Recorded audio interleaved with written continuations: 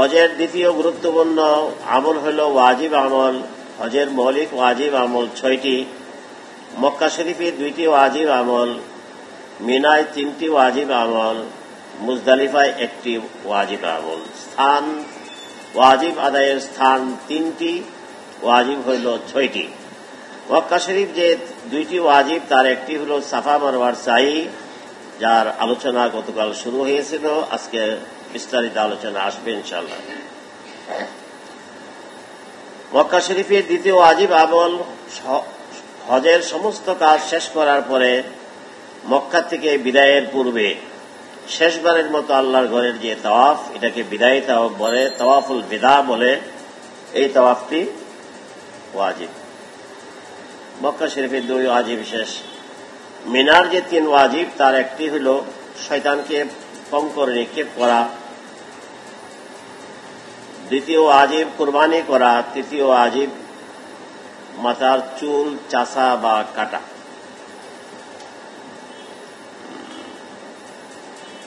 এই হল 2 জায়গায় 5টি ওয়াজিব। আরেকটি ওয়াজিব আদায় করতে হবে মুজদালিফায় নামক মাঠে। কিভাবে, ধারাবাহিক আলোচনা আসলে বিস্তারিত বলবো ইনশাআল্লাহ।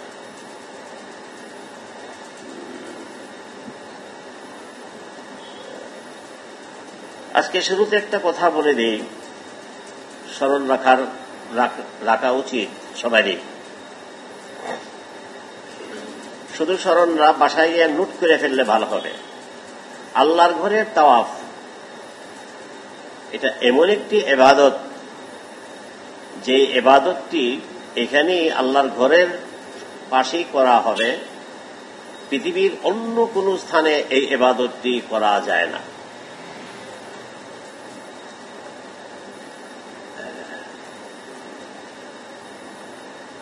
আল্লাহর ঘরের তাওয়াফ আমরা করব ইনশাআল্লাহ। আল্লাহ যদি আমাদেরকে আল্লাহর মেহমান হিসাবে কবুল করেন, আল্লাহর ঘরে যদি দয়া করে আমাদেরকে যাওয়ার অনুমতি দেন। সবচেয়ে বেশি গুরুত্ব দেব আমরা আল্লাহর ঘরের তাওয়াফ করাটাকে। আল্লাহর ঘরের তাওয়াফ করা হয়তো ফরজ হবে অথবা ওয়াজিব হবে। আল্লাহর ঘরের তাওয়াফ করাটা হয়তো সুন্নত হবে অথবা নফল হবে। 4 ভাগে বিভক্ত, 4 প্রকার। আল্লাহর ঘরের তাওয়াফ যদি ফরজ হয় তাহলে এটা 2 ভাগে বিভক্ত, 2 প্রকার। ফরজ তাওয়াফ 2 প্রকার। কিভাবে? তাওয়াফটা, ফরজ তাওয়াফটা হয়তো উমরার তাওয়াফ হবে অথবা হজের তাওয়াফ হবে। উমরার তাওয়াফটাও ফরজ, হজের তাওয়াফটাও ফরজ। ফরজ হইলে 2 প্রকার, উমরার ফরজ, হজের ফরজ। যদি ওয়াজিব হয় সেটা আবার 2 প্রকার। কেউ যদি মান্যত করলো যে আমার অমুক কাজটা সুষ্ঠুভাবে সমাধান হইলে আমি আল্লাহর ঘরে একটা তাওয়াফ করব, এটা মান্যতের তাওয়াফ বলে, এটা ওয়াজিব, করতে হবে। আর হজের শেষে মক্কা ত্যাগের পূর্বে যে তাওয়াফ করা হয় এটা বিদায় তাওয়াফ, এটা ওয়াজিব। তো তাওয়াফ যদি ওয়াজিব হয় তো 2 ভাগে বিভক্ত, হয়তো মান্যতের তাওয়াফ হবে অথবা বিদায় তাওয়াফ হবে। তৃতীয় এক প্রকার হইল সুন্নত তাওয়াফ, এটা এক প্রকারের, এর মধ্যে ভাগ নাই। যারা প্রথম থেকে আলোচনা শুনেছেন, ইফরাদ হজ যারা করবে তাদের জন্য প্রথমে আল্লাহর ঘরে গিয়ে প্রথম যে তাওয়াফটা করা হয়, এই তাওয়াফটার নাম তাওয়াফে কুদুম। এই তাওয়াফটা সুন্নত, সুন্নতে মুআক্কাদা। এটা একই প্রকার। আল্লাহর ঘরের তাওয়াফ সুন্নত যে, এটা প্রকার নাই, একটাই, তাওয়াফে কুদুম। এটার নাম কি? তাওয়াফে কুদুম। আর বাকি যত তাওয়াফ করবো ইনশাআল্লাহ, সব তাওয়াফ নফল। আশা করি তাওয়াফের এই বিষয়টা সুস্পষ্টভাবে আমরা বুঝতে পেরেছি, মনে থাকবে ইনশাআল্লাহ। যারা তাওয়াফে কুদুমটা শুধু ইফরাদ আদায়কারীদের জন্য খাস। যারা ইফরাদ হজ করবে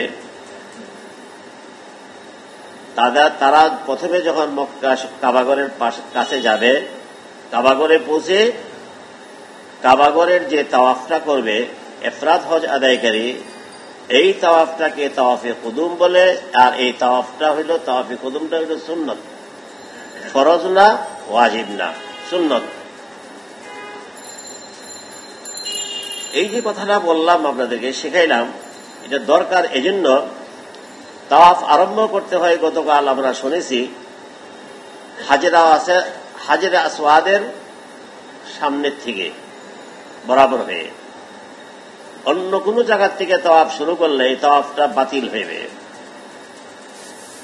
তাওয়াফ আরম্ভ করার নির্দিষ্ট জায়গা, সেটা হইল হাজরে আসওয়াদের বরাবর। হাজরে আসওয়াদকে সামনে রেখে ওখানে নিয়ত করবে যে আমি কি তাওয়াফ করতেছি। এই যে একটু আগে বললাম, তাওয়াফটা উমরার ফরজ, যদি ফরজ হয় তাহলে উমরার তাওয়াফ হবে, উমরার ফরজ তাওয়াফ আদায় করতেছি, অথবা হজের ফরজ তাওয়াফ আদায় করতেছি, এই নিয়ত করিয়ে তারপর তাওয়াফটা শুরু করতে হবে।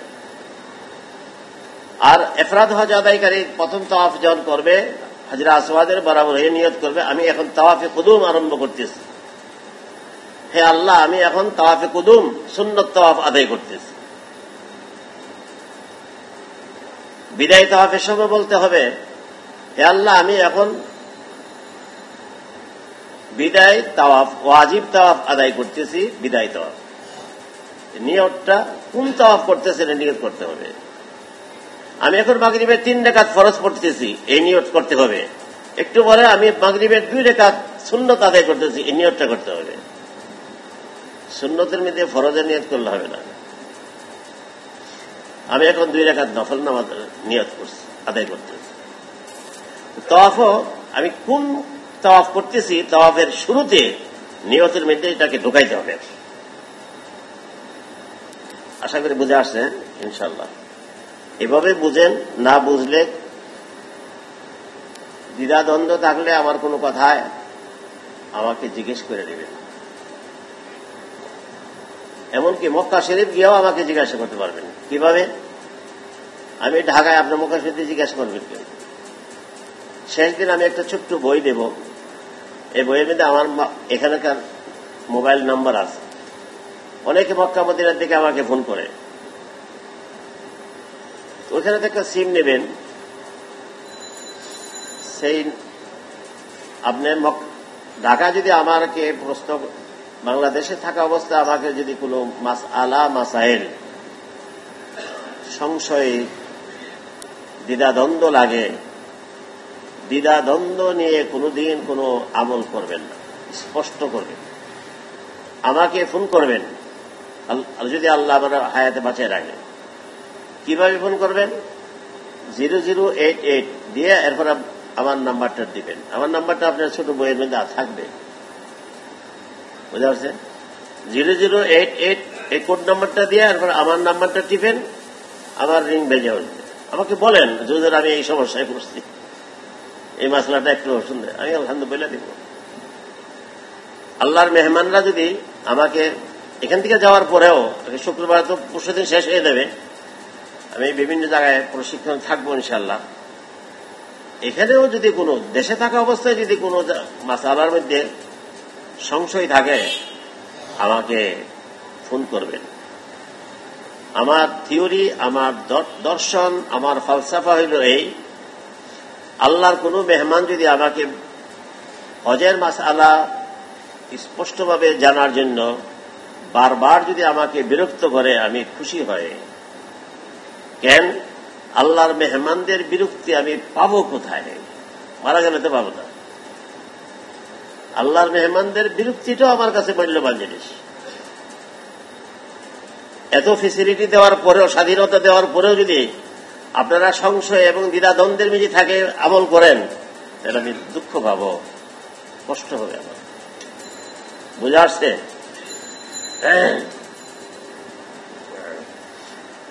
আর যদি আল্লাহ আমাকে ওখানে হজে যাওয়ার তৌফিক দেন, সেখানে আমার সাথে দেখা করবেন। এখনো নিশ্চিত হয়ে নাই, টাকার অঙ্কটা অনেক বেড়ে গেছে, কিভাবে যাব। তারপর নিয়ত আছে যদি যাই আল্লাহ দেন দয়া করে, তাহলে আমাকে পাবেন। কোথায় পাবেন বলবো? কাবাগরের চত্বরের পাশে হিলটন হোটেল আছে, একবার চত্বরের পাশে। এটাকে মক্কা টাওয়ারও বলে, আবার হিলটন হোটেলে বলে, জমজম টাওয়ারের পাশে। এটার চতুর্থ তলায় মসজিদের সাথে সংলগ্ন মসজিদ আবু বকর সিদ্দিক রাদিয়াল্লাহু তাআলা আনহু মসজিদে, ওই কাবাগরের একই সাথে জমাত হয়। চতুর্থ তলায় স্কেলেটার আছে, ওখানে আমি আসর মাগরিব এশা পড়ি, হজের আগে বা পরে যে কদিন থাকবো।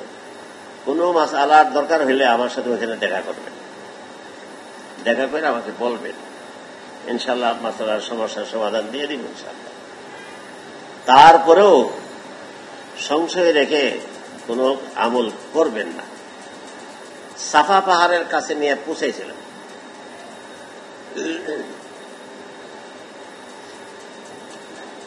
সাফা মারওয়া দুইটি ছোট ছোট পাহাড়। এখন আর সেই পাহাড় কেটে কেটে অনেক নিচে করে ফেলছে।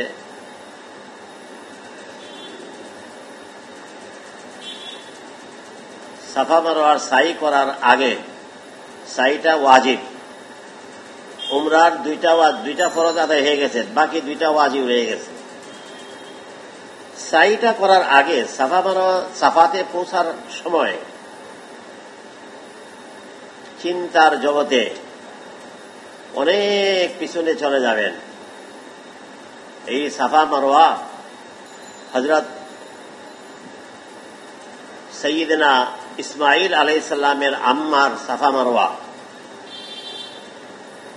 ইব্রাহিম আলাইহিস সালামের সাফা মারওয়া, ইসমাঈল আলাইহিস সালামের সাফা মারওয়া, মুহাম্মাদুর রাসূলুল্লাহ সাল্লাল্লাহু আলাইহি ওয়াসাল্লামের সাফা মারওয়া। তিনিও এই সাফা মারওয়াতে দৌড়াদৌড়ি করছেন 7 বার। আবু বকর সিদ্দিক রাদিয়াল্লাহু তাআলার সাফা মারওয়া, ওমরে ফারুক রাদিয়াল্লাহু তাআলার সাফা মারওয়া, জায়গা একটা জায়গা পরিবর্তন হয় নাই, অবস্থার পরিবর্তন হয়েছে, জায়গার স্থানের পরিবর্তন হয় নাই।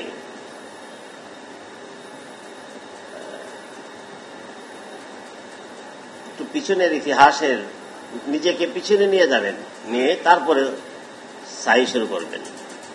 এটা ওই জায়গা যেখানে মুহাম্মদুর রাসূলুল্লাহ 7 বার দৌড়াদৌড়ি করছিলেন। সমস্ত সাহাবায়ে কেরাম 7 বার দৌড়াদৌড়ি করছিলেন এখানে। আম্মা হযরত ইসমাঈল আলাইহিস সালামের আম্মা হাজেরা আলাইহিস সালাম, তিনি সর্বপ্রথম এখানে 7 বার দৌড়াদৌড়ি করছিলেন। কেন করছিলেন একটু পরে বলতেছি।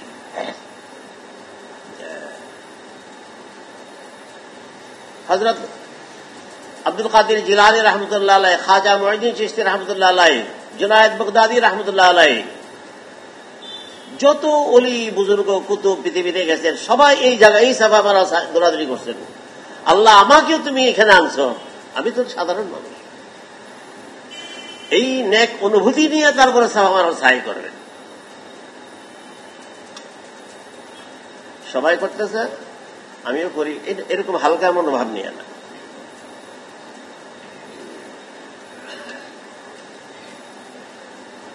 তুই পিছনে যদি চলে যান, নিজেকে যদি চিন্তার জগতে অনেক পিছনে নিয়ে যান, দেখবেন সাফা মারওয়ার সাই 7 বার দৌড়াদৌড়ি করলে 3.5 কিলোমিটার হাঁটা হয়, আপনার কাছে কষ্ট অনুভব হবে না। যদি ওই কথা বলে যদি মনে থাকে মুহাম্মদ সাল্লাল্লাহু আলাইহি ওয়াসাল্লাম এখানে দৌড়াদৌড়ি করছিলেন। আর সাফা পাহাড়ের দাঁড়িয়ে এই ইতিহাসটাও জেহেনে রাখবেন। এটা ওই সাফা, যে সাফা পাহাড়ের উপরে দাঁড়িয়ে মুহাম্মদুর রাসূলুল্লাহ সাল্লাল্লাহু আলাইহি ওয়াসাল্লাম কুরাইশের, মক্কার সমস্ত বংশের সবাইকে ডাকে, তারা সাফা পাহাড়ের চতুর্পাশে ছিলেন। তিনি পাহাড়ের উপরে উঠে সর্বপ্রথম তাওহীদের দাওয়াত, দ্বীনের দাওয়াত, একাত্মবাদের দাওয়াত দিয়েছিলেন এই পাহাড়ের উপরে উঠে। সেখানে আবু জাহাল, আবু লাহাবরাও ছিল, সবাইকে ডাকছেন। সবাই আসছে কেন? আল আমিন ডেকেছে। সবার কাছে তিনি প্রিয়, স্নেহভাজন ছিলেন। সবাই তাকে উপাধি দিয়েছে আল আমিন, অতি সত্যবাদী। এই পাহাড়ের উপরে সর্বপ্রথম দিনের দাওয়াত দিলেন, ইয়া আইয়ুহান নাস কুলু লা ইলাহা ইল্লাল্লাহ তুফলিহুন। সর্বপ্রথম দিনের দাওয়াত দিলেন,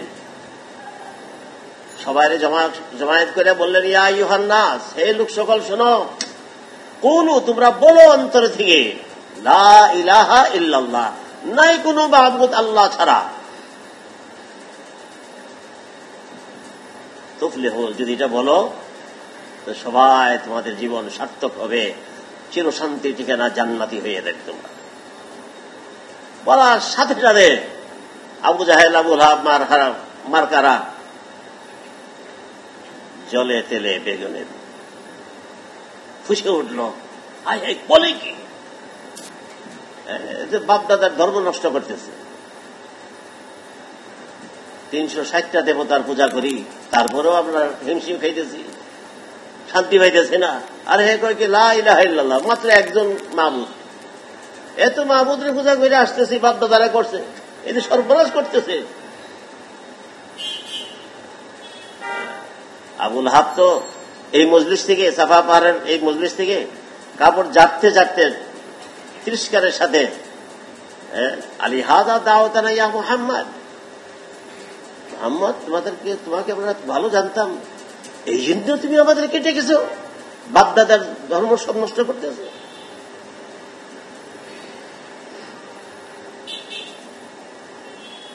তো সাফা পাহাড়ে যখন আমরা দাঁড়াবো পাদদেশে, তখন এইগুলো চিন্তা করবো, এটা ওই পাহাড় যেই পাহাড়ের উপরে মুহাম্মদ সাল্লাল্লাহু আলাইহি ওয়াসাল্লাম সর্বপ্রথম দিনের দাওয়াত দিয়েছিলেন।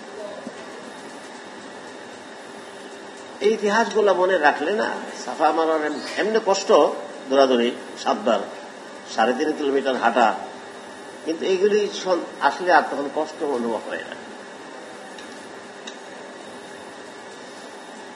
সাফা মারোয়া, একবার সাফার থেকে মারোয়া যাও, মারোয়ার থেকে সাফা আসা, এরকম 7 চক্কর দেওয়া, এটা তো একটা খেলার মতো বিষয় বাহ্যিক দৃষ্টিতে।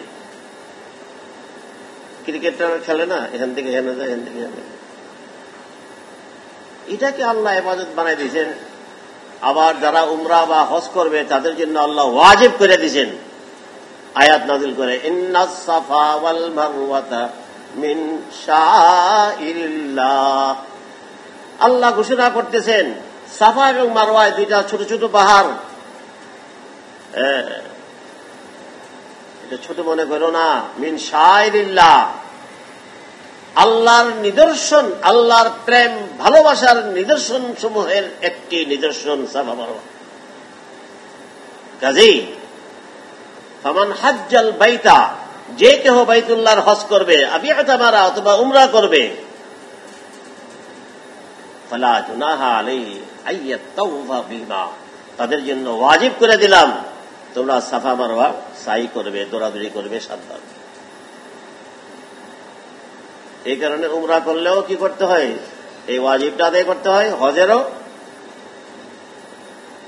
এখন সাইটা কি উমরার সাই না হজের সাই? সাই কিন্তু নফল নাই, তাওয়াফ নফল আছে, সুন্নত আছে, কিন্তু সাই নফল নাই, সুন্নত নাই, ওয়াজিবও নাই, না ওয়াজিব, ফরজ না। সাফা মারওয়ার সাইটাকে আল্লাহ ওয়াজিব করছেন, ওয়াজিব হয়তো এটা উমরার ওয়াজিব হবে অথবা হজের ওয়াজিব হবে।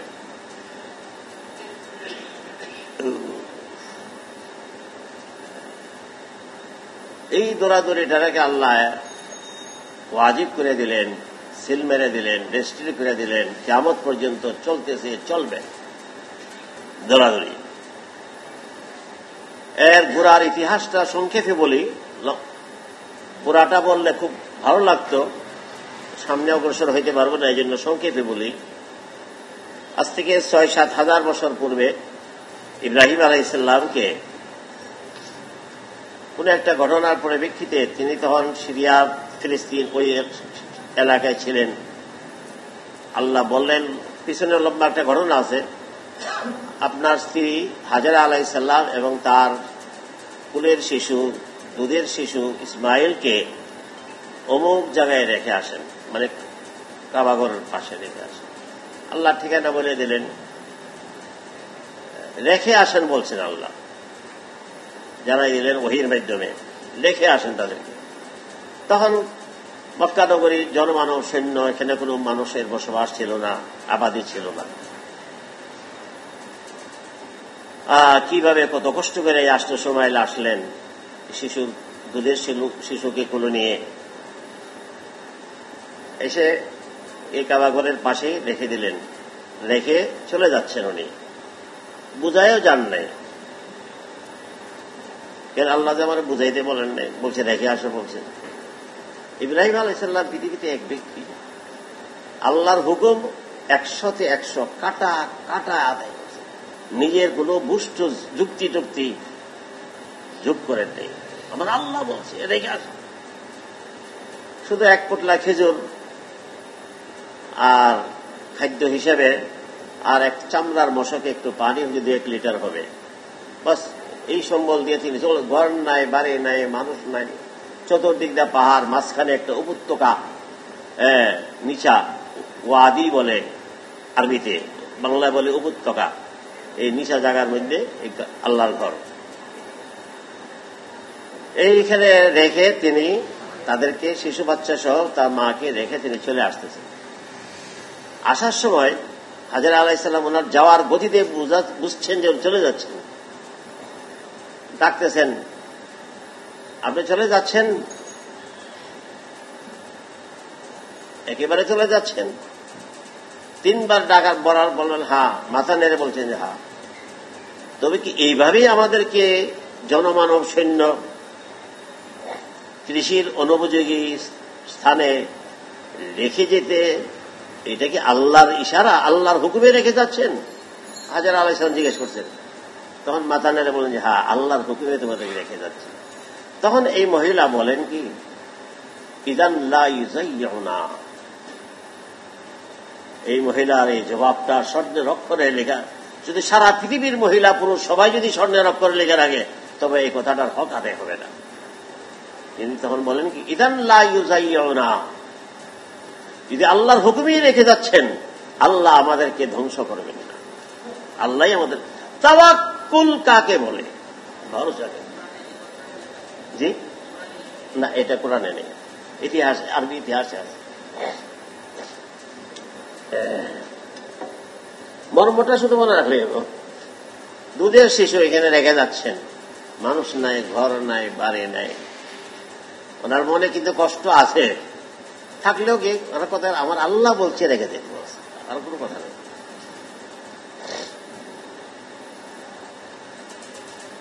তো সন্তানের বিয়োগ ব্যথায় কষ্টটা তো আছেই, কিন্তু আমার আল্লাহর হুকুমের উপরে কোনো, কিছু দূর গিয়ে একটা পাহাড়ের আড়ালে গেছে, আর দেখা যায় না, একটা পাহাড়ের আড়ালে, এখন না বিল্ডিং টিল্ডিং হয়েছে, তখন তার এগুলি ছিল না। একটা পাহাড়ের আড়ালে গেছে, যাওয়ার পরে দেখা যাচ্ছে না তাদেরকে। এখন মনের কথা আল্লাহরে বুঝাইয়া বলতেছেন, আল্লাহর সাথে কিছু কথোপকথন, আল্লাহর সাথে কিছু কথা বলছেন। যেই কথাটি বলছেন পাহাড়ের আড়ালে গিয়ে, এই কথাটি সূরা ইব্রাহিমে কোরআন শরীফে 13 পারায় আছে। ওই আড়ালে গিয়ে কি বলতেছেন, এমন এতটুকু পর্যন্ত বোঝা যায় উনি নিষ্ঠুর, নাউযুবিল্লাহ। এই শিশু বাচ্চাটাকে এখানে ফেলাইয়া চলে যায়। আমাদের মহিলারা হইলে কি বললে হইলে, নাউযুবিল্লাহ বললে হইলে আগে ডিভোর্স দিয়ে এলো, তারপরে নাউযুবিল্লাহ। উনি গিয়া বলতেছেন আল্লাহকে, কি বলতেছেন কোরআন শরীফে, রব্বানা ইন্নী আসকানতু মিন যুররিয়াতি বিওয়াদিন গায়রি যী যারইন ইনদা বাইতিকাল মুহাররাম। আল্লাহর সাথে কথা কইতেছে, আল্লাহ আবার নকল করে আমাদের জন্য রেখে দিয়েছে। আমাদেরকে আল্লাহ কত ভালোবাসেন। কি বলতেছেন তিনি, রব্বানা, হে মালিক, হে আমাদের প্রতিপালক, ইন্নী আসকানতু মিন যুররিয়াতি, আমার পরিবারকে, এই দুধের শিশু পরিবারকে আমি রেখে যাচ্ছি বিওয়াদিন, এমন একটি উপত্যকায়, গায়রি যী যারইন, যেটা কৃষির অনুপযোগী। এখানে গাছ লাগাইলেও গাছ হবে না, এটা খাইব কি, মানে এটার বলে নাই খাইব কি, এটা তো কৃষির অনুপযোগী। এখন গাছ লাগাইলে ফল টল হবে না, চাষাবাদের অনুপযোগী জায়গা। তবে একটা বড় মনের আশা, ইন্দা বাইতিকাল মুহাররাম, আপনার সম্মানিত ঘরের পাশে রেখে যাচ্ছে, এটা একটা বড় জিনিস। কেন আপনার ঘরের সম্মানিত ঘরের পাশে রেখে যাচ্ছি? লিয়ুকিমুস সালাতা, যাতে এদের বংশধর এরা যেন নামাজ কায়েম করে। এরপর আল্লাহকে বলতেছেন ফাজআল আফইদাতাম মিনান নাস তাহবি ইলাইহিম। আল্লাহ এরা একা একা কেমনে থাকবে? আল্লাহর বুঝাই কইতেছে একা একা কেমনে থাকবে? দূর দূরান্তের কিছু মানুষের অন্তরে তাদের প্রতি, এই জায়গার প্রতি একটা আকর্ষণ সৃষ্টি করে দেন, তারা যেন এখানে এসে বসবাস করে, তাহলে তাদের একাকিত্ব জীবনের কষ্টটা আর হবে না। যাকে বলার, যা বলার বলতেছে, এখন আর নিষ্ঠুর শব্দটা চিন্তা করা উচিত হয় না। তা হবে ওয়ারযুকহুম মিনাস সামারাত। আগে বলছে কি কৃষির অনুপযোগী উপত্যকা রেখে, এখন ডাইরেক্ট বলে ফেলছে ওয়ারযুকহুম মিনাস সামারাত, এদেরকে বিভিন্ন রকমের ফল ফলাদি খাদ্যশস্যের রিজিকের ব্যবস্থা আপনি করেন। আল্লাহর উপরে বিশ্বাস আছে, কৃষির অনুপযোগী জায়গাতেও আল্লাহ খাওয়াইতে পারেন। আল্লাহ রাজ্জাক, আল্লাহ সব পারেন। প্রেসিডেন্ট এরশাদের সময় 87-88 2 বছর বন্যা হইল, আমাদের ফসল নষ্ট হয়েছে।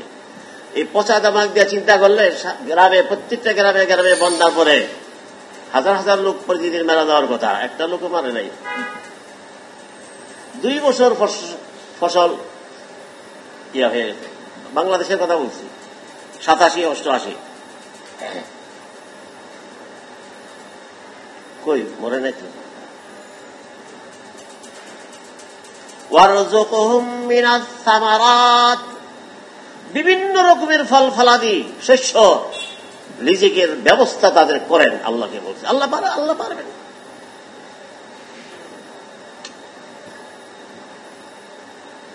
এত হাজার বছর পরে লক্ষ লক্ষ লোক যে আমরা হজে যাই, উমরায় যাই, মক্কা শরীফের কোন জিনিস ফল ফলাদির কোন অভাব নাই।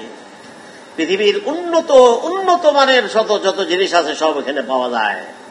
আমেরিকাতেও এত উন্নত জিনিস পাওয়া যায় না। এটা ইব্রাহিম আলাইহিস সালামের ওই দিনের দোয়া বরকত, ওই দিনের ইব্রাহিম আলাইহিস সালামের দোয়ার বরকত আমরা ভোগ করতেছি। ওয়ারযুকহুম মিনাস সামারাতি লাআল্লাহুম ইয়াশকুরুন।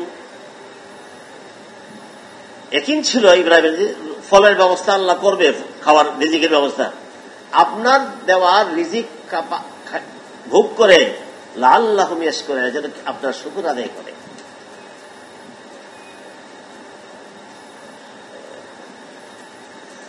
এরপরে বলতেছে কি দ্বিতীয় আয়াতে, রব্বানা ইন্নাকা তা'লামু মা নুখফি ওয়া মা নু'লিন। হে মাবুদ, হে পরওয়ারদিগার, মনে যা ছিল তা কিছু প্রকাশ করেছি জবান দিয়ে, আরো অনেক ব্যথা, অনেক কথা অন্তরে রয়ে গেছে, সবটা তুমি জানো। যা প্রকাশ করেছি সেটাও জানো, যা প্রকাশ করতে পারি না তুমি সেটাও জানো। আরো দরখাস্ত আছে, কি কি আছে তুমি তো অন্তর্যামী, এগুলো পুরো করে। ওয়ামা ইয়াখফা আলাল্লাহি মিন শাইইন ফিল আরদি ওয়ালা ফিস সামা। আল্লাহ তোমার কাছে তো গোপন নাই, দুনিয়া আসমান জমিনে কোন জিনিসই তোমার কাছে গোপন নাই, সব তুমি জানো।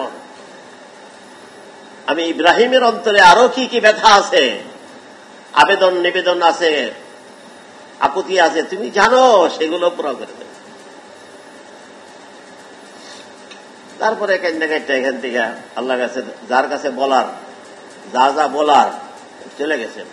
এখন আসেন ওইদিকে হাজর আলাইহিস সালামের 2-1 দিনের ভিতরেই খেজুরও শেষ হয়ে গেছে, পানিও শেষ, সীমিত।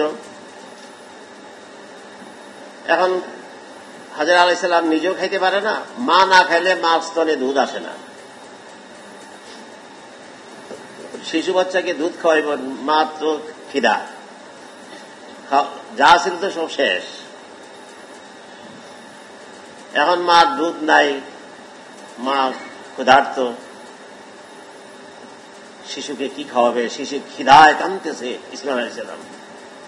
পরে কাঁদতে পারতেছে না, জিহ্বা শুকায় গেছে, ঠোঁট শুকায় গেছে। অবস্থা বেগতিক দেখে মা জননী বেকুল অস্থির হয়ে কাবাঘরের পাশে বালির উপরে শোয়া দৌড়ায় গেছে সাফা পাহাড়ে পানির সন্ধানে। একটু পানি যদি পায়, আমার সোনার মানিকের জিহ্বাটা, ঠোঁটটা যদি একটু বিদায় দেই, কিছু সময় থাকবে। ছুটে চলে গেলেন সাফা পাহাড়ে। তখন সাফা পাহাড় আরো উঁচু ছিল, উঁচুতে উঠছেন। এদিক সেই জায়গায় এখনো পানির কোনো আলামত পাচ্ছেন না। তারপর আবার নিচে নেমে আবার দৌড় দিয়ে, ওই যে দেখা যায় আরো আছে, ওইদিকে দেখি আরো 750 গজ দূরে ওই পাহাড়ে গিয়ে মারওয়াতে আবার উঠলেন। ওখানে কোনো পানির সন্ধান পান নাই। আচ্ছা, পাহাড়ে উঠলেন কেন পানির সন্ধানে? মরুভূমি যারা বসবাস করে তাদের নিয়ম হইল এটাই, উঁচু জায়গা দুইটা দেখে কোথাও কাকচিল উড়ে কিনা, পানির সন্ধানের মাধ্যম এটাই। কোথাও পাখি টাকি উড়ে কিনা, যেখানে পাখি উড়ে নিশ্চয়ই এখানে পানি আছে, এখানে কোনো কাফেলা আছে। তো কোনো কাকচিল উঠতে দেখে না, কোনো কাফেলা দেখে না। মা তো সাফার থেকে দৌড়ে যায় মারোয়ার থেকে আবার আসে সাফা। এরকম 7 বার দৌড়াদৌড়ি ছোটাছুটি করছে বেগুনতার সাথে, অস্থিরতার সাথে। সাফার থেকে যখন মারোয়া যায় তখন দুর্গম পথ ছিল, এখন তো মসৃণ পাথরের উপরে দিয়ে আমরা যাই। আবার ওয়াল ফ্যানও আছে, উপরে তো এসি আছে। হায় হায়, আমার ইতিহাস, ওই ইতিহাসটা যখন আমার স্মরণ পড়ে তখন কান টানা খায়। যা হাজরা আলাইহিস সালাম যার স্মৃতি চারণের জন্য আল্লাহ ওয়াজিব করে দিয়েছেন, তিনি কত দুর্গম, উঁচু নিচু দুর্গম পথ অতিক্রম করেছিলেন। আমরা তো বাদশার মতো, রাজত্বের মতো চলাফেরা করতেছি। আল্লাহ তুমি মাফ করে দিও। আস্তাগফিরুল্লাহ। এই সাফা আমার দোয়ার মধ্যে আমি এটাও করি, আস্তাগফিরুল্লাহ। কামনা না করি।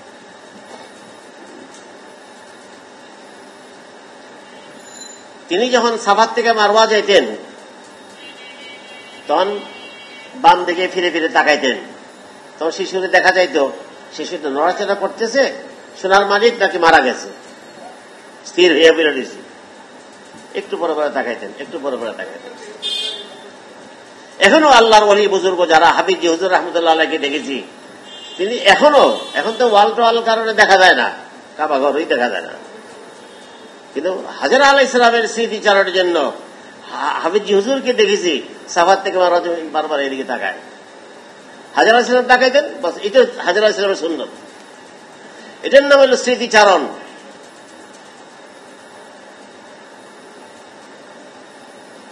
আবার মারওয়ার থেকে যখন সাফার দিকে আসতেন তখন ডাইন দিকে ফিরতেন, ওই বাচ্চাকে দেখতেন। কিন্তু যাওয়ার সময় একটা জায়গা একটু নিচা ছিল, বেশি ডালো ছিল, ওই জায়গাটা পার হইবার সময় সোনার মানিকরে দেখা যেত না। এই কারণে তিনি দৌড় দিয়ে জায়গাটা, ছেলেটা দেখে না, এই জন্য দৌড় দিয়ে পার হয়েছিলেন। আর বাকি জায়গাটা হাঁটতেন আর তাকাইতেন, হাঁটতেন আর তাকাইতেন, স্বাভাবিকভাবে হাঁটতেন আর তাকাইতেন। ওই যে জায়গাটা দৌড় দিতেন, এই জায়গাটার চিহ্ন এখন রেখে দিয়েছে মিলাইনিল আখজারাইনি বলে শরীয়তের পরিভাষায়। সবুজ বাতি উপরে দিয়ে আছে, নিচে দিয়েও সবুজ চিহ্ন, সবুজ চিহ্নিত একটা জায়গা। এই জায়গাটা এখনো দৌড়াইতে হয়। কেন হাজরা আলাইহিস সালাম এই জায়গাটা দৌড়াইছিলেন? সবাই সবুজ জায়গাটা আসলেই দৌড়, বুড়ারাও দৌড়ে, জওয়ানরাও দৌড়ে, ছোট ছোট পিচ্চিরা এরাও দৌড়ে, সবাই দৌড়ে।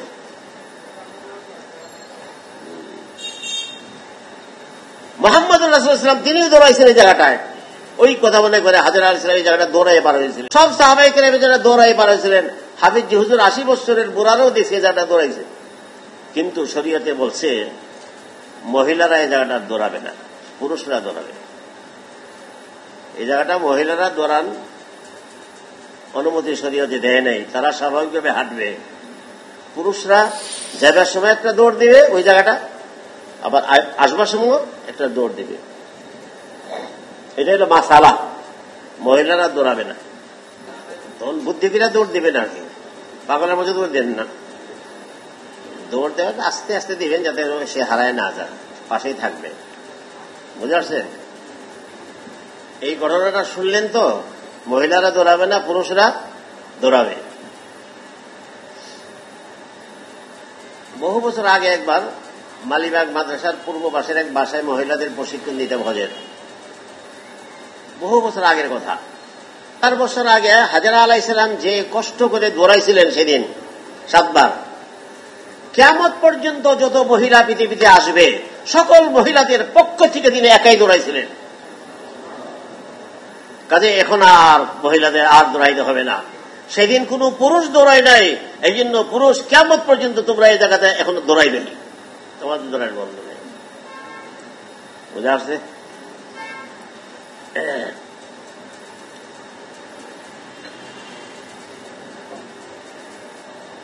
তো এখন সাই শুরু করেন। ও বলছিলাম সাফা পাহাড়ের পাদদেশে দাঁড়িয়ে কাবামুখী হয়ে একটু দোয়া, মুহাম্মদ সাল্লাল্লাহু আলাইহি ওয়াসাল্লাম এখানে দোয়া করছিলেন, সংক্ষিপ্ত একটা দোয়া করে তারপরে দোয়া কবুলের এটা একটা জায়গা। মুহাম্মদ সাল্লাল্লাহু আলাইহি ওয়াসাল্লাম এই সাফা পাহাড়ের দাওয়াত দিয়েছিলেন, মুহাম্মদ সাল্লাল্লাহু আলাইহি ওয়াসাল্লাম এই জায়গাতে এই দোয়া করছিলেন।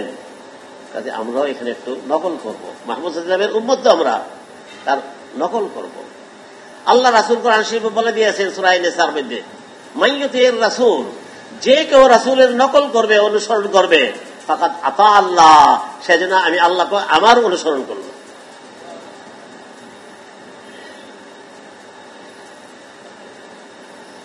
দোয়া করে তারপর আমরা ঢালুর দিকে, ডাইন দিকে গিয়ে ঢালুর দিকে নামবো। সবাই যাইতেছে যেদিকে, এক রাস্তা দিয়ে যায় আর এক রাস্তা দিয়ে আসে।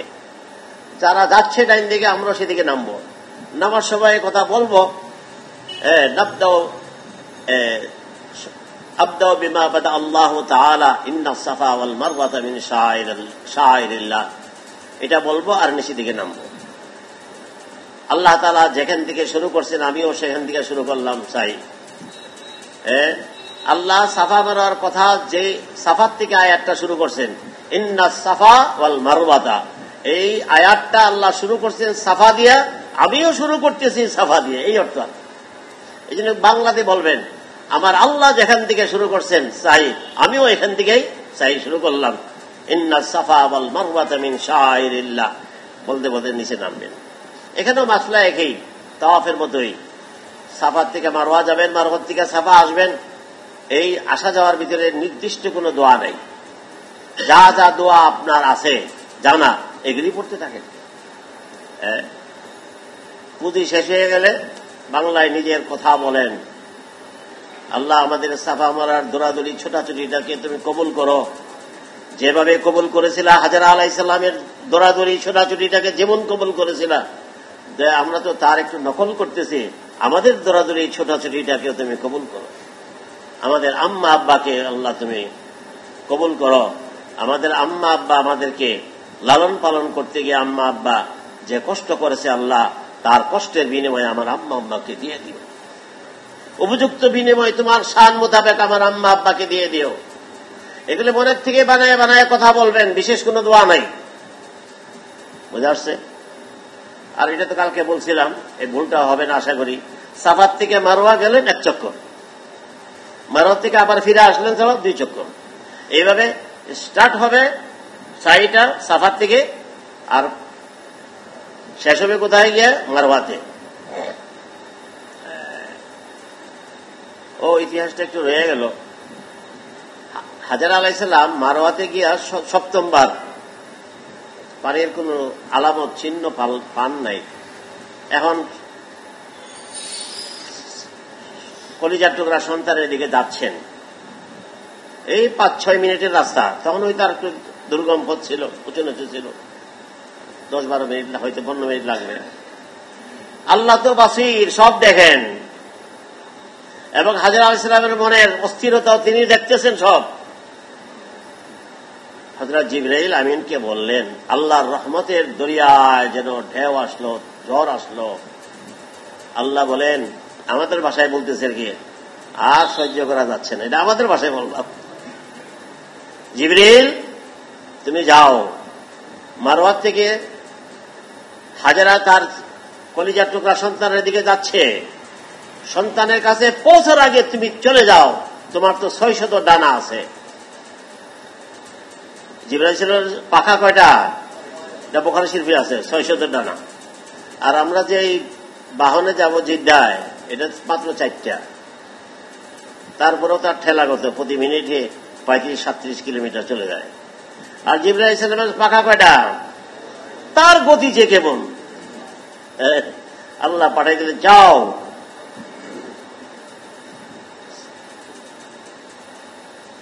হাজেরা পৌঁছার আগে তুমি পৌঁছে যাও। 2টা বর্ণনা আছে। এক বর্ণনায়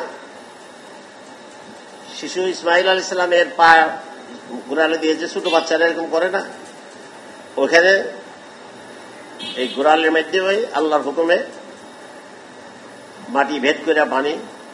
আরেক বর্ণনা মতে আছে, জিবরাইল আলাইহিস সালাম বলেন, তোমার 600 পাখার একটা পাখা দিয়ে শিশুপুত্র ইসমাইল আলাইহিস সালামের পায়ের কাছে তোমার পাখা দিয়ে একটা আঘাত করে একটা বাড়ি দিয়ে চলে আসো। জিবরাইল আলাইহিস সালাম এখানে আল্লাহর হুকুমে একটা বাড়ি দিয়েছেন। বাড়ি দেওয়ার পরে মাটি ভেদ করে বম বম করে পানি উঠা শুরু হয়ে গেল। এইটা হইল জমজম।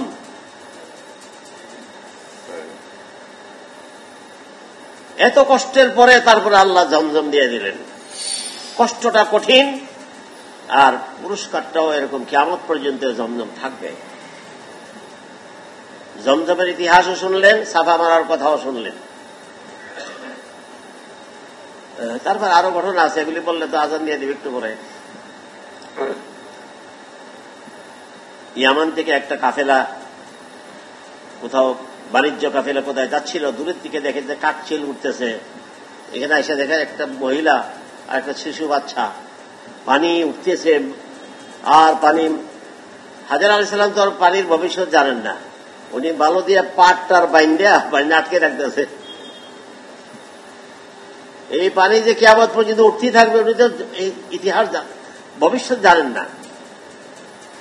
এদিক দিয়ে ওরা আসলো, ওই যে বলছেন আল্লাহ একা থাকবো কেমন, অন্য মানুষের আসার ব্যবস্থা করে দেব। এরা আরবি ভাষার লোক, ইয়ামান থেকে আসছিলেন। তারা এসে দেখছে কি সুন্দর পানি, স্বাদের পানি। ইসমাইল আলাইহিস সালামের আম্মাকে বললেন, আমরা এই পানিটা ব্যবহার করতে পারি?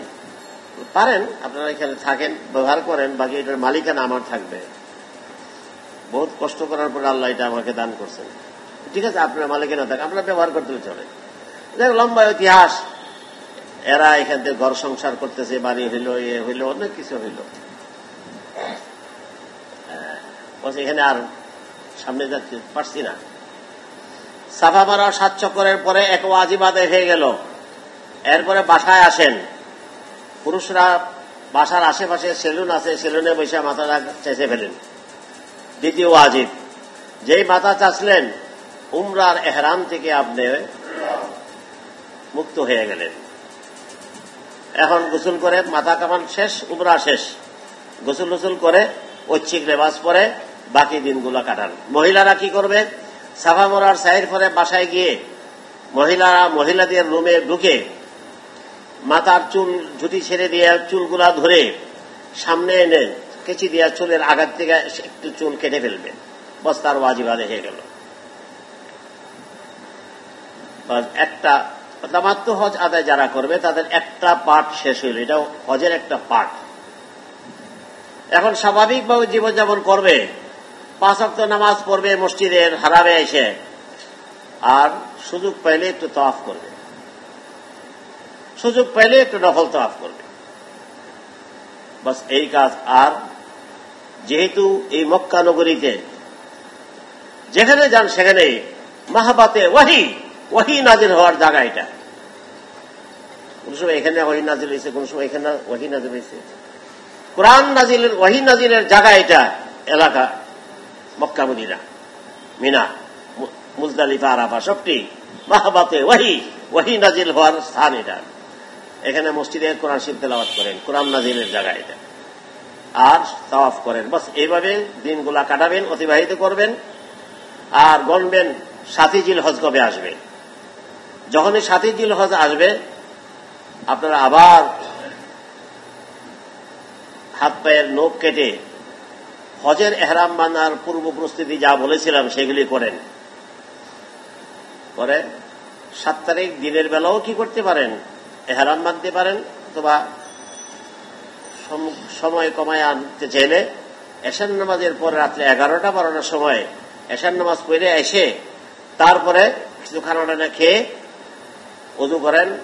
যদি গোসল করতে সুবিধা থাকে তো গোসল করেন। গোসল করাটা সুন্নত, সুন্নতে মুআক্কাদা না, করলে সওয়াব আছে, না করলে গুনাহ নাই।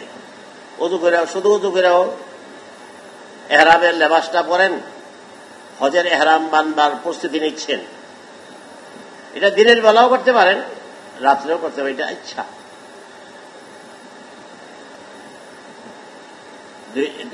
এহরামের লেবাস পরে 2 রাকাত এহরামের সুন্নত নামাজ পড়ে সালাম ফিরে যার যার বাসায়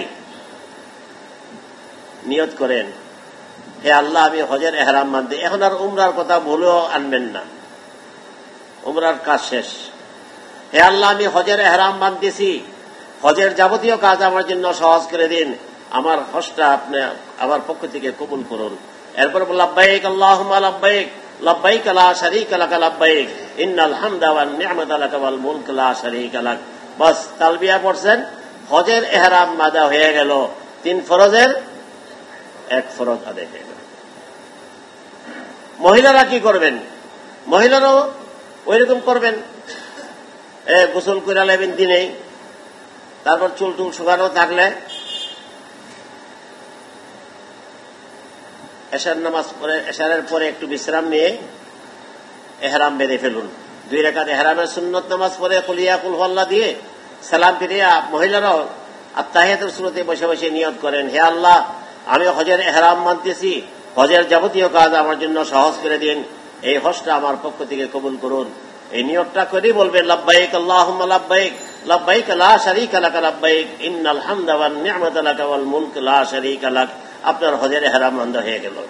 হ্যাঁ, ওই দিন ওই মুহূর্তে কোনো মহিলা যদি তাদের মহিলাদের যে সৃষ্টিগত একটা প্রতি মাসে একটা পিরিয়ড সময় আসে, ওই সমস্যাটা যদি ওই দিন থাকে 7 তারিখ, ওই মহিলা কি করবে? এই মহিলার জন্য আরো সহজ। এই মহিলা গোসল করলে দিনের বেলা গোসল করো, আর রাত্রে এহরাম বাঁধার পূর্বে শুধু উযু করবে, নামাজ পড়বে না, কারণ ফরজ নামাজ দিতে মাপ, তার সুন্নত নামাজ কেন পড়বে? উযু করে আত্তাহিয়াতুর সূরাতে বসে সে নিয়ত করবে, হে আল্লাহ আমি হজের এহরাম বাঁধতেছি, হজের যাবতীয় কাজ আমার জন্য সহজ করে দিন, এবং এই হজটা আমার পক্ষ থেকে কবুল করুন। এই মহিলা বলবে লাব্বাইক আল্লাহুম্মা লাব্বাইক, তালবিয়া পড়বে। এই মহিলারও কি অন্যান্য মহিলাদের মতো তারও ফরজ আদায় হয়ে গেছে, এহরাম বাঁধা হয়ে গেছে, কমপ্লিট হয়ে গেছে, চিন্তার কোনো কারণ নেই।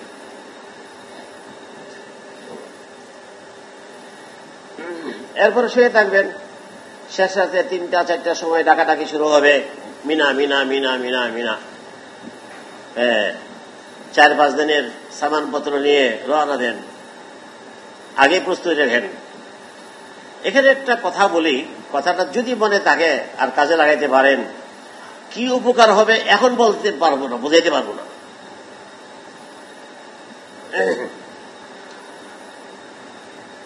যদি 7 তারিখ দিনের বেলায় যদি এহরামটা বাইধা নেন, একদিন আগে বানলে কোনো অসুবিধা নেই। ওই এহরাম অবস্থাটা একটু সময় বাড়লো আর কি, আর কিছু না। হজের এহরাম বেঁধে একটা নফল তওয়াফ যদি করেন, শরীয়তের একটা অবকাশ আছে, সুযোগ আছে, নফল তওয়াফ করলেন। এখন নফল তওয়াফ কোনো তওয়াফের কথা না, আমি হজের ফরজ তওয়াফের পরে ওই 10, 11, 12 তারিখ ফরজ তওয়াফের পরে যে একটা হজের সাই আছে ওয়াজিব, এটা আমি অগ্রিম করতে চাই, আগে করে ফেলতে চাই। করলে করতে পারো, শর্ত কি? সাই করতে হইলে একটা নফল তওয়াফ করতে হবে, তওয়াফ ছাড়া সাই হয় না। আচ্ছা, যদি একটা নফল তওয়াফ করেন, নফল তওয়াফ করে যদি সাইটা অগ্রিম মনের নিয়ত আছে হজের ফরজ তওয়াফের পরে যে সাই ওয়াজিব সেটা আমি অগ্রিম আদায় করতেছি, এই নিয়তে সাফা মারওয়ার সাইটা যদি আজকে করে নেন, আল্লাহু আকবার, কি যে উপকার হবে। আর আমারও যে কত দোয়া দিবেন, কোন সময় দোয়া দিবেন আমাকে? ওই 10 বা 11 বা 12 তারিখে মিনার থেকে কয়েক কিলোমিটার হাইটে আইসা শয়তানকে পাথর মারলেন, পাথর মাইরা পাহাড়ের নিচে দিয়ে সুরঙ্গ পথ দিয়ে আরো 5 কিলোমিটার হাইটে আসলেন মক্কায়, মক্কা আইসা তারপরে ফরজ তওয়াফ করলেন। হাঁটা ফরজ তওয়াফ নিতে কয়েক কিলোমিটার, ফরজ তওয়াফ করার পরে তারপরে সাফা মারওয়ার সাই ওয়াজিব। ওই মিনার থেকে হাঁটতে হাঁটতে 25-26 কিলোমিটার হাঁটা হয়ে গেছে তওয়াফ সহ। এখন তো পায়ে কথা বলে না, পার চলে না। সেদিন যদি অগ্রিম এই সাইটা পেরে ফেলেন, সেই দিন যে আমার জন্য কি দোয়া করবেন না বুঝলে। আমি তো মানাই বলি না, শরীয়তে অবকাশ আছে, ইচ্ছা করলে তুমি হজের এহরাম বেঁধে অগ্রিম একটা তওয়াফ শুধু লাগবে, আর কিছু লাগবে না। তওয়াফ করে সাইটা করে নাও, তো ওই দিন এসে 10, 11, 12 তারিখে এসে শুধু ফরজ তওয়াফটা করলে বস চলবে, আর ওই 3.5 কিলোমিটার হাঁটা থেকে বেঁচে গেল। মনে থাকবে একটা সুযোগ আছে, ইচ্ছা করলে। যদি এটা না করে কেউ, তাহলে ফরজ তওয়াফের পরে তাকে সাই করতে হবে। এটা কিসের সাই বলেন? আরে ওয়াজিব তো বুঝলাম, হজের ওয়াজিব সাই। আর একটু আগে যে করলেন এটা উমরার ওয়াজিব সাই। হজের ওয়াজিব সাইটা করতে হবে, তাহলে তো হজ হবে না। কিন্তু করাটা পুরো কঠিন, পাও চলে না, পাও ফিলা টেনে যায় হাঁটতে হাঁটতে। এটা বললাম, আপনি যে যাদের মাধ্যমে যাবেন তারা হয়তো জানেও না, আর এটা তারা হয়তো আপনাদেরকে বলবে, আরে আমরা যখন যাই তখন যাইনি। তখন আপনারা করবেন কি, আমার প্রশিক্ষণ যারা নিয়েছেন আপনারা 4-5 জন মিললে হইল একটা কাফেলা বানাইলেন, এটা আমরা করব, আমরা এই কাজটা আগে করে নিই। শরীয়তে যখন অবকাশ দিয়েছে, সুযোগ দিয়েছে, আমি এটা করে ফেলি। করলে যে কি লাভ সেদিন বোঝা যাবে। শেষ রাত্রে ফজরের আগে বা পরে বাসে করে ফুটপাতে বসে থাকতে হবে একটা ব্যাগ নিয়ে, ওই 4-5 দিনের সামান নিয়ে বসে থাকতে হবে। বাস যে কখন আসে আপনার মহল্লার নাম্বার যত, বাসের সামনে ড্রাইভারের সামনে গ্লাসের মধ্যে বড় অক্ষরে লেখা থাকবে ওই নাম্বারটা, কথা 87। যেই দেখবেন যে একটা বাস আসতেছে 87, এটা আমাদের, যে কোনো বাসে উঠলে হবে না। এই বাসে ওইটা, তারপরে লাব্বাইক জারি থাকবে। লাব্বাইক বলতে বলতে আমরা মিনায় চলে যাব ইনশাআল্লাহ, তাবুর শহরে যাব।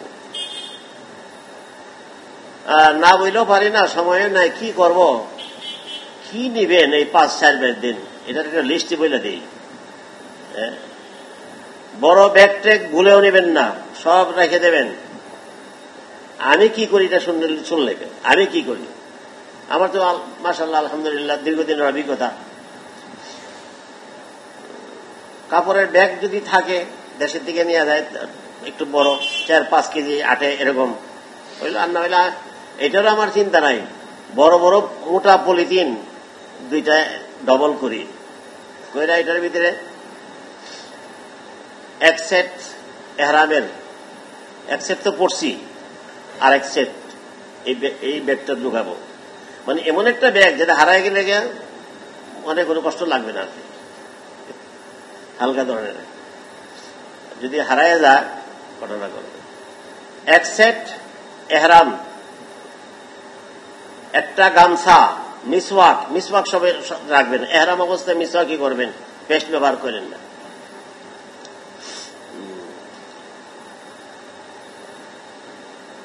চিরা, আমি কিছু চিরা গুড় একটা প্লাস্টিকের ইয়ের মধ্যে গুড় আমি ছোট ছোট টুকরা করে রেখে দিই, গুড় চিরা সাথে রাখি।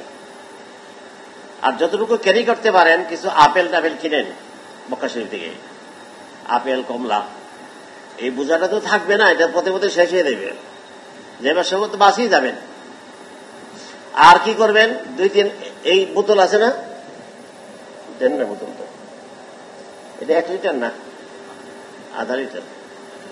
হ্যাঁ, আচ্ছা, 1 লিটারের বোতল বা 1.5 লিটারের বোতল কয়েকটা হজে যাওয়ার 2-3 দিন আগের থেকে মসজিদ থেকে পানি আনি না, ঝমঝম পানি বোতল ভরে রাখবেন। 4-5টা বোতল নেবেন ব্যাগের মধ্যে। মিনা খাবো তো পানি তো খাইতেই হবে, পান করতেই হবে, তো ঝমঝম খাবো, দুনিয়া আখেরাতের শ্রেষ্ঠ পানিটা খাবো। একটু কষ্ট করে নিয়ে যান।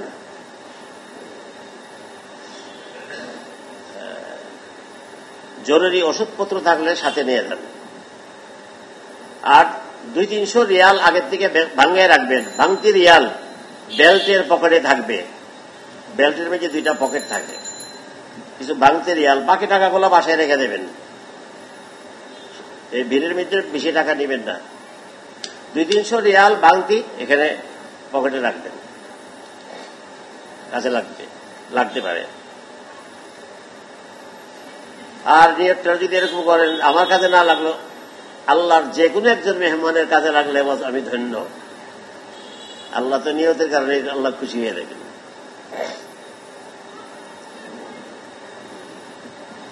এই কিছু জিনিস। আচ্ছা, আজানের পরে কথা বলবো ইনশাআল্লাহ।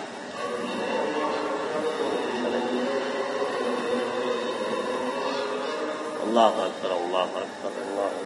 হ্যাঁ, গামছা বড় রাখবেন। গামছাটা এত কাজে লাগে, আমি ইচ্ছা করলে এক জায়গায় বিছায় নামাজ পড়তে পারি, গামছাটা পেছে আমি গোসল করতে পারি।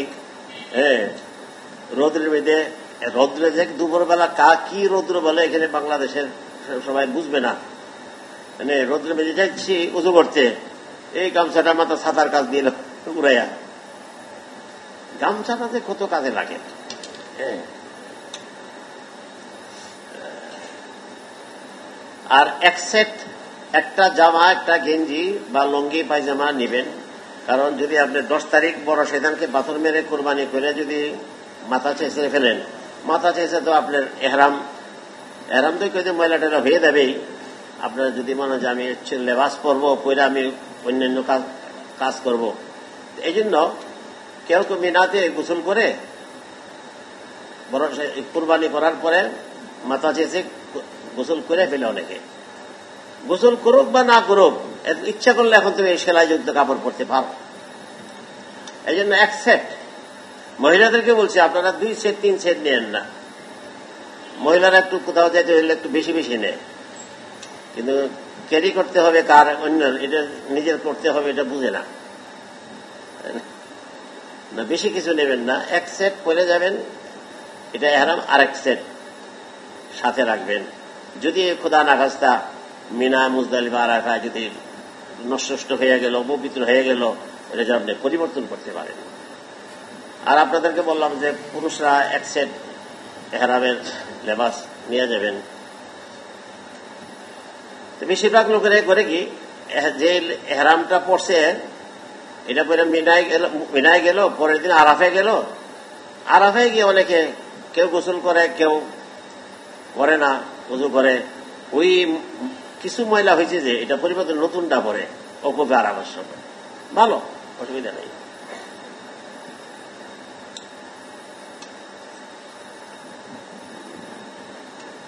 এই সমস্ত সামানপত্র নিয়ে আমরা মিনায় যাব ইনশাআল্লাহ। মিনায় গিয়ে যার যার তাঁবুতে, এটাই কষ্টের জীবন। মিনায় 1.5 হাত একটা ছোট্ট তোষক দিবে, 1.5 হাত। আপনার একজন মোটা মানুষ যদি শোয় না, সে আশেপাশে জায়গা দখল করে ফেলে। এইটার মধ্যে একটু কায়দ হইয়া থাকতে হবে। আমি এখন আগে করতাম কি, আমার সিটটা ছেড়ে দিয়া রাস্তার ওই যে উজু করতে যাই, যে টয়লেটে আসা যাওয়া করে, এটার রাস্তায় একটা পাটি বিছিয়ে আমি শুয়ে থাকতাম। আমার জায়গাটা মধ্যে আরেকজন মেহমান একটু শান্তিতে বসে। এখানে অনেক হয়, ঝগড়া হয়। যারা আগের বাসে গেছে এরা ছড়ায় শুয়ে থাকে, পরে যারা এদের সাথে ঝগড়া হয়, অনেক ঝগড়া হয়। ঝগড়া করার জায়গা তো না এটা। একটা দিন একটা রাত্র একটু কষ্ট করব, এই কষ্টের নামই তো হজ।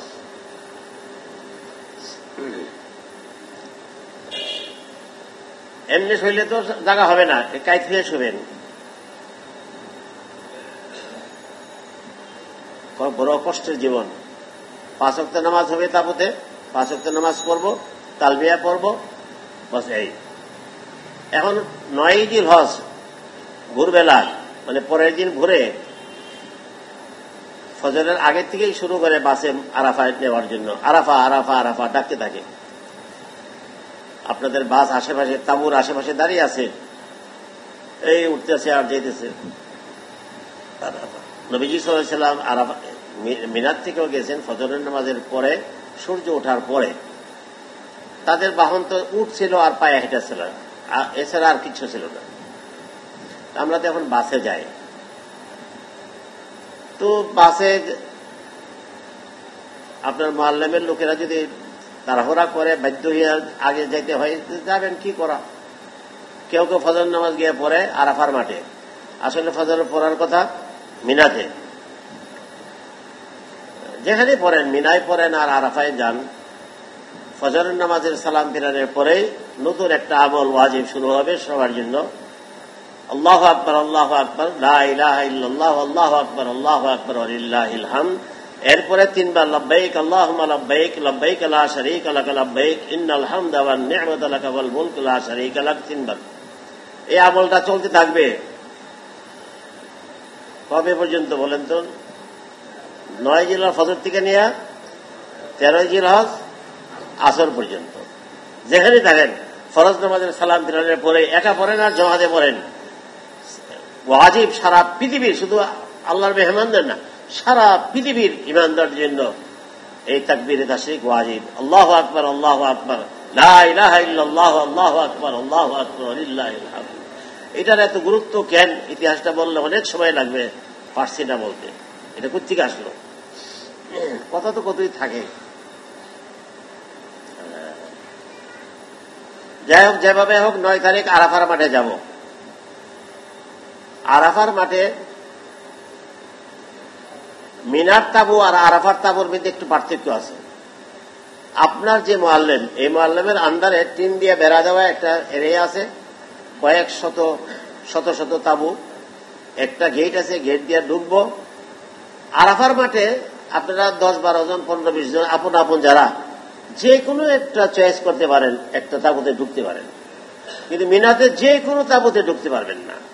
আপনার কাছে একটা কার্ড থাকবে, হজে যাওয়ার 2-1 দিন আগের থেকে দেবে।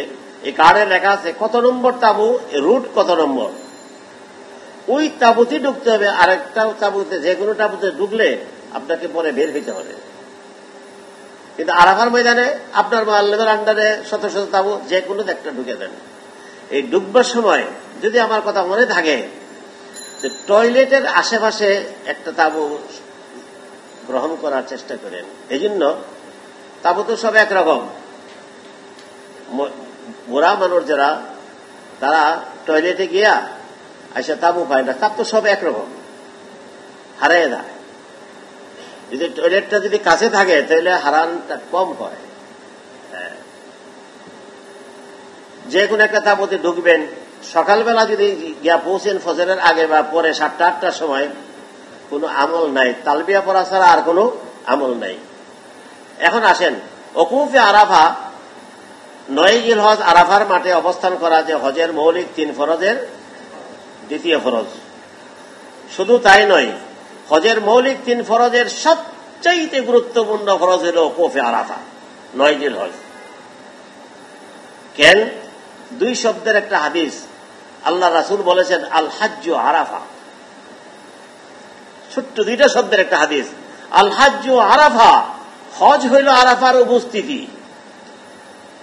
এই জন্য সারা পৃথিবীর হজ, যদিও 8 জিলহজে শুরু হয়েছে হজের কার্যক্রম, শেষ হবে 13-তে গিয়ে, 12-13তে গিয়ে 5-6 দিন, কিন্তু সারা পৃথিবীর মুসলমানরা জানে আজকে হজের দিন, 9 জিলহজ, সবাই আজকে হজের দিন।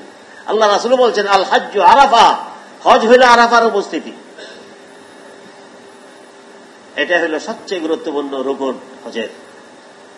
আর এটা শুরু হবে কখন? জোহরের ওয়াক্ত শুরু হওয়ার সাথে সাথে। যারা ফজরের আগে গেছে বা সকাল 7টা-8টায় গেছে তারা শুয়ে থাকো, চিরাটিরা খেয়ে শুয়ে থাকো, আল লাভবাই পড়তে থাকো, কোন আমল নাই। এই মাঠের ফজিলত শুরু হবে জোহরের ওয়াক্ত যখন হবে 12টা 20 বা 25, যখন শুরু হবে তখন রব্বুল আলামিন তার রহমতের, দয়ার এবং ক্ষমার যত দরজা জানালা আছে সব খুলে দিয়ে বসে থাকেন।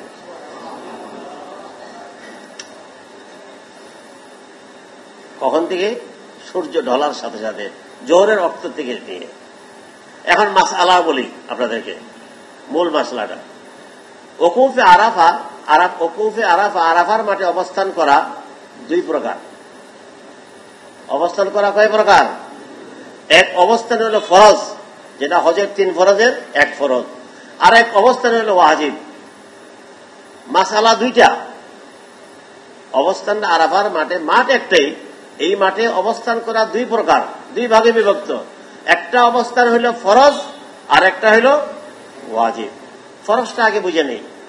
জোহরের ওয়াক্ত থেকে নিয়ে বাকি সারাদিন মানে আধা দিন, এর পরের রাত্র পুরা শবে সাদেকের আগ পর্যন্ত, শবে সাদেক পর্যন্ত ফজরের ওয়াক্ত হওয়ার আগ পর্যন্ত 1 রাত্র অর্ধেক দিন, এই সময়ের ভিতরে যদি কোনো একজন হাজী সাহেব কথার কথা ভুলেও যদি আরাফার সীমানার ভিতরে ঢুকলো, 2-1 কদম হাইটা বের হইল, তার ফরজ আদায় হয়ে গেছে। মাসালা জানলে খুব সহজ। আর দিন ও ইউসুর লা উসুর, দিন সহজ জানলে কঠিন না। দিন কঠিন তাদের জন্য যারা দিনের মাসলা মাসাইল জানে না। ফরজটা আবার বলি, জোহরের ওয়াক্ত থেকে নিয়ে 9 জিলহজ সারাদিন, বাকি সারাদিন এবং পরের রাত্রের শবে সাদেকের আগ পর্যন্ত 1 রাত্র অর্ধেক দিন, এই সময়ের ভিতরে যদি কেউ আরাফার মাঠের সীমানা আছে, চতুর্দিক দিয়ে বিভিন্ন জায়গায় সাইনবোর্ড আছে, পাকা সাইনবোর্ড, বোর্ড আছে, লেখা আছে ইংরেজিতে, আরবিতে। ইংরেজিতে লেখা আছে ঢুকবার সময় আরাফা স্টার্ট, আবার বেরিবার সময় ওই পৃষ্ঠায় লেখা আছে এন্ড আরাফা। আরবিতে লেখা আছে বেদায়াতুল আরাফা, মানে আরাফা স্টার্ট, নেহায়াতুল আরাফা, আরাফা শেষ। ওই পিলারটার ভিতরে ঢুকলে একটা লোক ঢুকছে, ওই সময়ের ভিতরে তার ফরজ আদায় হয়ে গেছে। সকালে যে গেছে কোনো ফজিলত নাই। সকালে গিয়ে সিরা খাইব আর ঘুমাইব।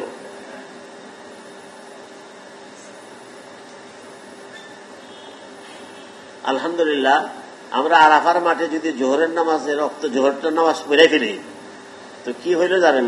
যারা যারা জোহরের নামাজ পড়ছে তারপরে জমাত হয়, আজান হয়, জমাত হয়। জোহরের নামাজ যারা আদায় করলো, জোহরের ফরজ আদায় হইল একদিক দিয়ে, আর হজের মৌলিক 3 ফরজের 1 ফরজের ফাঁকে দিয়ে আদায় হয়ে গেছে। ওকে বারাবার এটা আদায় হয়ে গেল, তো এলে চলে যাই, ফরজ তো আদায় হয়ে গেছে, মুজদালিফা যাই না, ওয়াজিব তো রয়ে গেছে। জোহরের ওয়াক্ত থেকে নিয়ে সূর্যাস্ত পর্যন্ত আরাফার মাঠে অবস্থান করা ওয়াজিব। ফরজ তো আদায় হয়ে গেছে জোহরের নামাজ পড়ার সাথে সাথে, ওয়াজিব তো রয়ে গেছে, তুমি যাবে কেমনে? কাজে সূর্যাস্ত পর্যন্ত এই সীমানার ভিতরে থাকাটা ওয়াজিব। এই জন্য কেউ বেরোতে পারবে না। আর যে যে রাস্তাতে হাইটে যায় মুজদালিফায়, কয়েকটা রাস্তা আছে, ওখানে পুলিশ ব্রেকেট দিয়ে রাখছে, মাসলাক লোকের কেউ ভুলে যেতে না যায়। সূর্য অস্ত গেলে তারপরে রাস্তাটা খুলে দেয়। তাহলে আরাফার মাঠে অবস্থান 2 প্রকার, একটা ফরজ অবস্থান আর একটা হল ওয়াজিব অবস্থান। সারা পৃথিবীর লক্ষ লক্ষ লোক হজ করতে যায়, এর মধ্যে অনেকে অসুস্থ হয়ে পরে হাসপাতালেও থাকে, বহু বিভিন্ন হাসপাতালে থাকে, নাকে তার টার লাগাই রাখছে। তো এই বেচারা যদি আরাফায় না আসে তো হজ হবে না। সৌদি সরকার এই কাজটা করে, মাসলা তাদেরও জানা আছে। রাত্রে 10টা যখন বাজে আরাফার মাঠে, রাত্রে সব মুজদালিফা চলে গেছে, মাঠ খালি, এমন সময় দেখা যায় পু পু পু করে অ্যাম্বুলেন্স এসে বিভিন্ন হাসপাতালে ঢুকতেছে। ওই যে মুমূর্ষু রোগীরা হজ করতে আসছিলেন অসুস্থ, তারা হাসপাতালে অ্যাম্বুলেন্সে শুয়ে আছে, অ্যাম্বুলেন্স গুলা আরাফার মাঠে এক রাস্তা দিয়ে ঢুকে এইটা আর এক রাস্তা দিয়ে বেরিয়ে বস হাসপাতাল আবার চলে গেছে, তার ফরজ আদায় হয়ে গেল। সে হুশ থাকুক বা অজ্ঞান থাকুক, তার ফরজ আদায় হয়ে গেছে। শুধু উপস্থিতিটা, মাঠটার কি দাম, তো সময় মতো উপস্থিত হইতে পার। জি,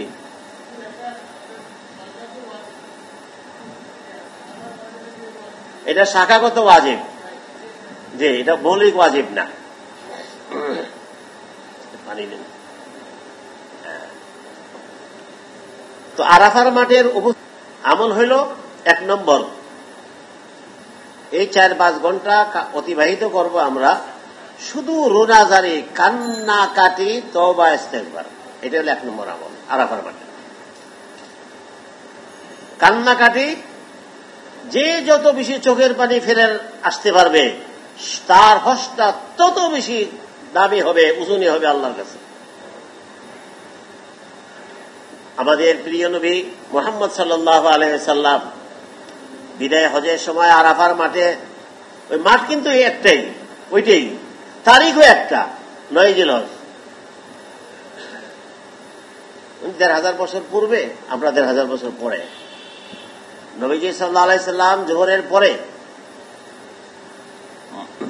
ওকুফে রক্ত হওয়ার সময় পরে আর কি, এই প্রখর রৌদ্রের ভিতরে উত্তপ্ত বালিতে সেজদায় পড়ে কান্না কাটে, ঘন্টার পর ঘন্টা কাঁদতেছেন। হাদিসে পাওয়া যায় নবীজি সাল্লামের চোখের পানি দ্বারা চেহারা মোবারকের নিচের বালুগুলা জমে গেছে, এমন কান্না কাঁদছেন। আল্লাহ তো সব দেখেন, কানতে কানতে জার হয়ে গেছেন। তখন আল্লাহ জিবরাইল আলাইহিস সালামকে বানাইলেন, আল্লাহ তো সব জানেন, কেন কানতেছেন জানেন তো, তারপরে আল্লাহর পেয়ারা হাবিবের জবান দিয়ে শুনতে চান আর কি। আল্লাহ, জিবরাইল, আমার হাবিব এত কাঁদতেছে কেন, জিজ্ঞেস করো, মাথা উঠাইতে বলো। এতক্ষণ পরে মাথা উঠাইতে বলো, কেন কান্দে? আচ্ছা, কেন কান্দে এটাকে আল্লাহ জানেন না? অবশ্যই জানেন। আল্লাহ চান যে আমার হাবিবের জবান থেকে আমি শুনি। মাথা উঠাইতে আল্লাহ বলছে, মাথা তো উঠাইতে হবে। সেজদা থেকে মাথা উঠাইছেন, মাথা উঠাই এখন আল্লাহকে বলতেছেন। আল্লাহ বলতেছেন, কেন কাঁদতেছেন? আমি দেখতেছি দিব্যি আমার নবুয়তের রাডার মেশিন দ্বারা আজকে আপনি ক্ষমার যত দরজা জানালা আছে সব উন্মুক্ত করে বসে আছেন ক্ষমা করার জন্য। আমি কাঁদতেছি, আমার এই মাঠে আমার উম্মত সবাই আসে নাই, সারা পৃথিবীতে ছড়িয়ে ছিটিয়ে আছে বহুত, এরা তো ক্ষমা পাচ্ছে। আমার আম্মু উম্মত যে আরো বাকি আছে, এরা তো ক্ষমা ভিতরে পড়তেছে না, এই জন্য আমি তাদের জন্য কাঁদতেছি।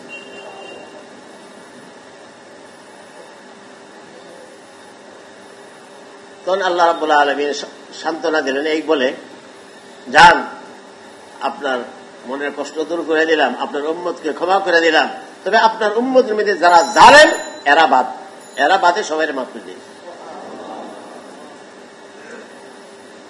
আল্লাহর এই কথা শুই না রাসূল সান্ত্বনা পাইছেন, পুরা সান্ত্বনা পান নাই। কেন? আমার জালেম উম্মতের সংখ্যা তো কম না, এরা যে বাদ করল, এই ব্যথা নিয়ে মুজদালিফায় গেছে, অন্তরে এই ব্যথা নিয়ে মুজদালিফায় গেছে।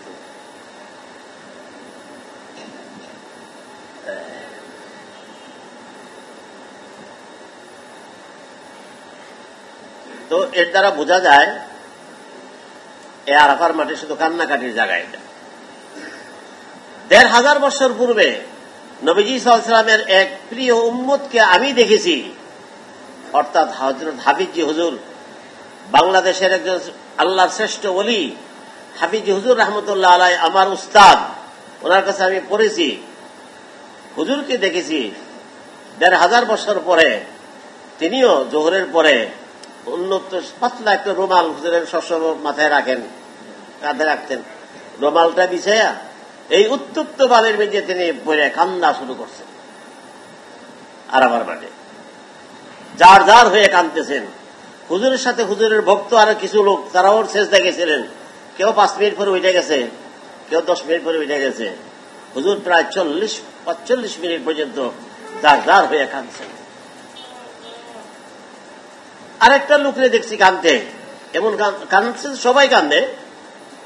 কাকরাইলের বড় হুজুর ছিলেন মৌলানা আব্দুল আজিজ সাহেব রহমতুল্লাহ আলাইহি, খুলনা বাড়ি। এই লোকটারে দেখছি এক তাবুর কোনায় বসে বসে কি যে কাঁদতেছে, মা বাপ একসাথে মারা গেলে এরকম কান্দে না। ছোট ছোট দু একটা ঘটনা বললাম। এই মাঠের আমল কি যদি জিজ্ঞাসা করেন, আমি বলবো এই মাঠের আমল হইল এই 4-5 ঘন্টায় শুধু তওবা ইস্তেগফার আর রোনাজারি, কান্নাকাটি। মনে থাকবে বাস, এটাই কাজ। আরাফার মাঠের আরেকটা ফজিলতের কথা না বললে হয় না, ঐতিহাসিক। 1500 বছর পূর্বে নবীজি সাল্লাল্লাহু আলাইহি সাল্লাম 1.25 লক্ষ সাহাবীদেরকে নিয়ে হজ করতে গিয়েছিলেন আরাফার মাঠে। ওই দিন ওই বছর 9 জিলহজ ছিল, শুক্রবার, জুম্মার দিন ছিল। তো আরাফার মাঠে এই পুরা ময়দানের মাঝখানে একটা ছোট্ট পাহাড় আছে, এটাকে জাবালে রহমত বলা হয়।